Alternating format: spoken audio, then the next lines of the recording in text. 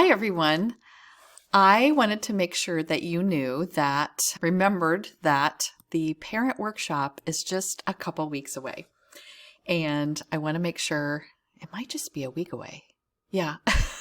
And I want to make sure that you're there. So please go to my description in this video, my show notes, social media, website, get registered for this parent workshop. It's called How to Calm Your Teen's Anxiety Without Triggering Yours.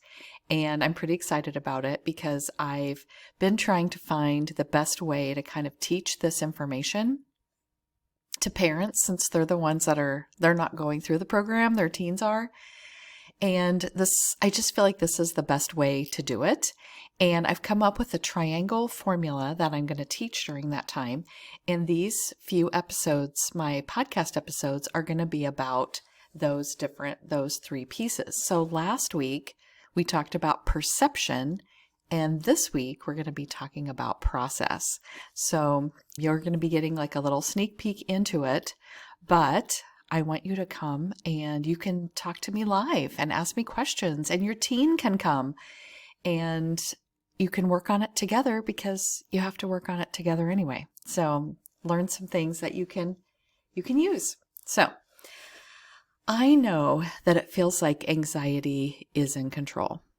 And I remember when I was young and really into my early adulthood, when I got up in the morning, however I felt, it was just like, well, this is just the way life is. Like if I didn't feel like doing anything, if I felt annoyed or angry or sad or anxious, I just thought, well, that's it. There's nothing I can do about it. And I didn't realize that I had so much control over how I felt and what was going on inside of my body. And I blamed a lot of things and people, like, well, my parents are mean and that's why my life is terrible, or the teachers are mean, or people at school are mean, or there's something wrong with me, or I don't fit in here, like all the things that you can think that are negative. And last week we talked about that inner mean person. My inner mean person, well, just like everyone's is mean, but I just always felt like mine was extra mean and just told me about how I was never going to measure up and I wasn't good enough and something was wrong with me and I was damaged and, who knows, all the things. So when you think that you don't have any control and then you have this inner mean person telling you all this stuff, and as a teenager, you don't have as much control as you do when you're an adult. I remember thinking, when I'm an adult, all these problems go away and I won't feel bad anymore and I'll just do whatever I want. And there is some great things to being an adult. I would never want to go back to being a teenager, but a lot of the things that I thought were not going to be a problem were still a problem. And so, you have to figure out how to deal with it at some point. You might as well learn how to deal with it as a teen, because then you're going to go into your adult life without struggling and trying to figure it out. You're already going to know. And that's what I think is so exciting. So last week was perception, and that's just becoming aware of what's going on. Like, what are these thoughts that are going on, and really trying to pay attention to them and listening to them instead of like trying to shut them out and ignoring them. So perception is like becoming aware. And then today is the process. So it's like, what do I do with these uncomfortable emotions when they come up? Now, anxiety is probably one of the most uncomfortable ones, but there's all sorts of ones like loneliness, boredom, annoyed, angry, hopeless. I mean, all of those feelings feel terrible, and we need to process all of them. But anxiety is the one that we're going to focus on, and that's the one I focus on in my program. So we've invited it in, like we invited our mean person in last week, and we're allowing it to reside with us. And so there are things that we can do that help us to process that uncomfortable feeling because we're allowing it in our body. And I explore that a lot and I give different techniques depending on the client because there's a lot of different ways that you can process. And I want people to process based on, their own situation. I have been obsessed with this author named Emily Maroutian, and it's spelled Maroutian. I saw a quote of hers on Instagram or somewhere a couple weeks ago, and I could not stop thinking about it. I even did a Instagram post about it, or like a reel about it, because it was so, and so then I looked her up because, like when you see something that's really interesting to you and it really resonates, you're like, okay, who is this person? I need to know more about it. So I went to more information about her and I loved all of her quotes. And I have a couple of them in this podcast today because I'm just like, it's so meaningful to me. And she must I haven't dug into exactly who she is yet. I've just been reading her quotes, but she must do similar work that I do because everything she talks about fits for everything I'm doing. So listen to this quote. The more you try to avoid something, the more you create it. There is no such thing as avoidance in energy because the energy is focused on the fear, not the desire. This is why we create things that we don't want and can't understand how we did it.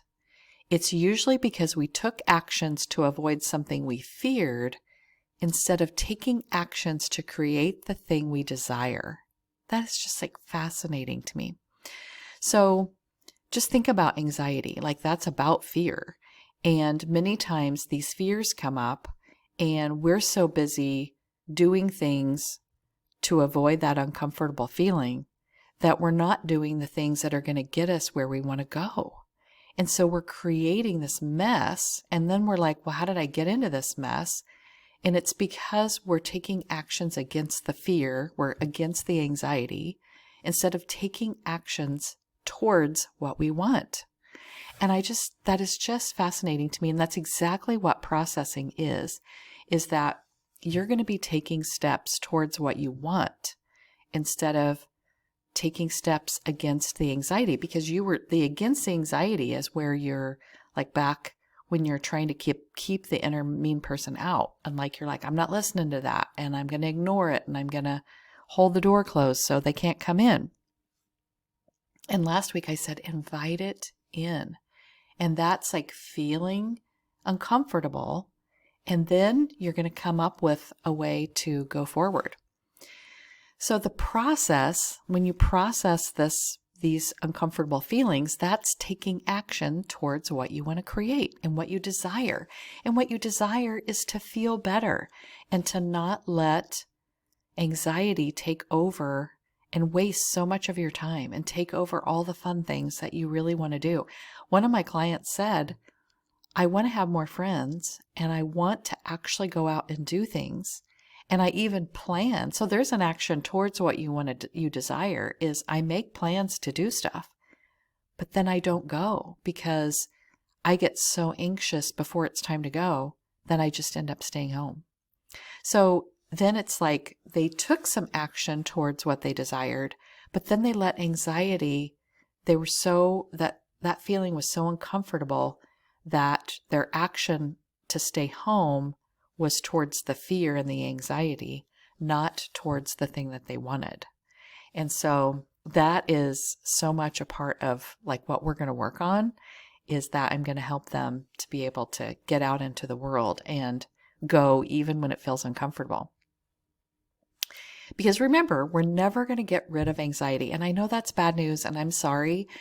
I feel the same way. I don't want to feel anxious about things, but I know that it's just part of being a human and I'm okay with that.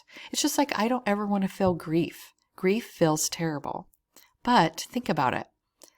If I actually said, I'm just going to take grief off the table, I'm never going to feel grief again because I don't want to. It's terrible. But that means that when bad things do happen and people that I love die, then I can't grieve because I took it off the table. And I don't want that either. I want to be sad when someone dies. I want to be angry about child abuse. I want to have these uncomfortable emotions because that will give me my full experience. I just don't want to stay in them. And so I'm going to avoid grief when I can. And I'm going to hope that I don't have to deal with it very often. But someday there's going to be a time when I'm going to need to. And there's already been time. My dad passed away. It'll be 14 years this summer. And I'm still sad about it. Now, it doesn't change. I'm still going forward. I'm still a positive person. I still love my life. But I would love to have a conversation with him. I'm sad that I can't experience my grandchildren with him. I'm sad that I can't just pick up the phone and talk to him. We had the best conversations, and I'm not going to get to do that. So I want to feel sad about that, but I want to feel glad that I had this amazing dad, and that, grief means you had great love, and I did have great love with him.